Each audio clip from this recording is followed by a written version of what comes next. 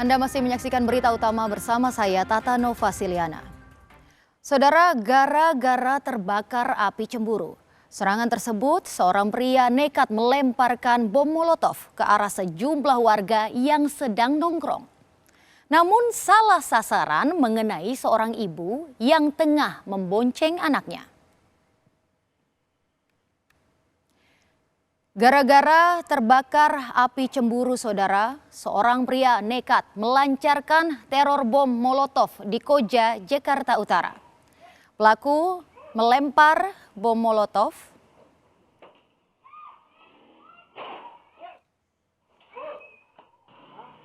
Peristiwa bermula saat 4 warga sedang duduk santai di sekitar tempat tinggal mereka di Kampung Tanah Merah, Rawabadak Selatan, Koja, Jakarta Utara 22 Juni lalu. Namun saudara, situasi santai berubah jadi huru-hara ketika sebuah bom molotov dilempar ke arah mereka. Pada saat bersamaan, melintas seorang ibu berboncengan sepeda motor dengan anaknya. Panik karena molotov mengenai motornya, ibu tersebut menabrak tembok dan terjatuh.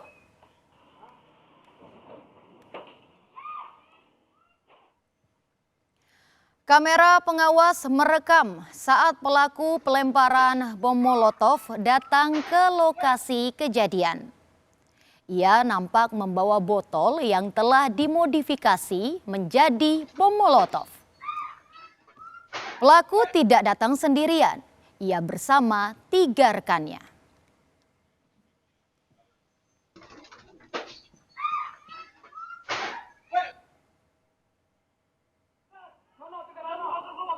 Dan saudara, usai melemparkan bom molotov, pelaku langsung melarikan diri.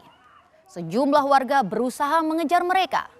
Sebagian warga lainnya membantu memadamkan api dan menolong ibu serta anaknya yang jatuh dari motor karena panik menghindari molotov. Ya kan, beli pada duduk tuh tetangga-tetangga saya gitu. Nah pas lewat, pas sampai bangku itu ya, bangku yang ujung, fotonya ada kayak apa, lemparan ledakan gitu ya, bunyi ledakan gede putih gitu, terus langsung api gede, langsung api gede gitu. Terus apinya itu kena motor saya. Nah jadi saya kaget ya, namanya api gede gitu kan sampai kemana-mana. Ya itu saya panik, langsung nabrak tembok, jatuh. Ternyata saudara, pelemparan bom molotov itu tidak tepat sasaran. Ibu dan anak yang jadi korban hanya kebetulan sedang melintas hendak ke pasar. Korban juga mengaku tidak kenal dengan pelaku. Namun menurut korban, tempat tinggal pelaku masih di RW yang sama dengan dirinya. Pelaku punya target lain terkait konflik pribadinya.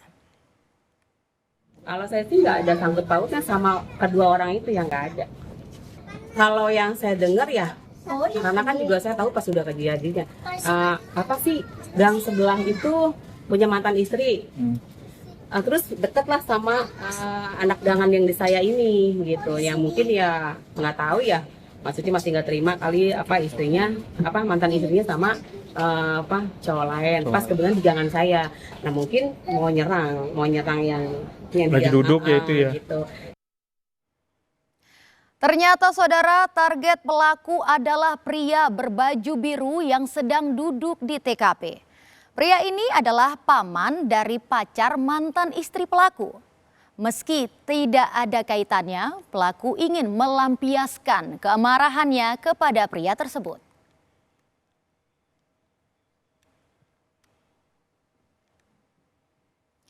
Sebelum melempar molotov, ternyata pada pagi harinya pelaku sempat mendatangi TKP, yaitu rumah paman dari pacar mantan istrinya untuk membuat keributan.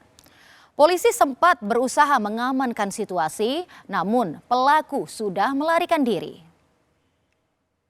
Mulai pada hari yang sama, kira-kira menjelang subuh, di mana terduga pelaku yang diduga atas nama M membuat keributan di TKP. Terus kemudian kami dari Polsek Koja mendatangi ke TKP, tetapi si pelaku langsung melarikan diri. Tak puas sampai di situ, pada siang harinya pelaku kembali datang ke TKP mengajak 3 rekannya. Sempat terjadi cekcok antara pelaku dan target penyerangan yakni paman pacar mantan istri.